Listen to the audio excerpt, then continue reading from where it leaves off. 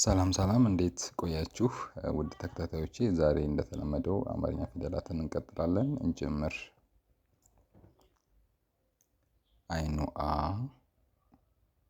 ኡ ኢ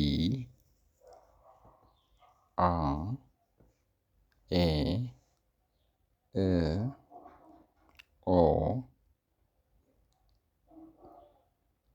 ዛ ዙ ዚ ዛ ዜ ዝ ዞ ዟ ዠ ዡ ዢ ዣ ዤ ዥ ዦ የ ዩ ይ ያ ዬ ይ ዮ።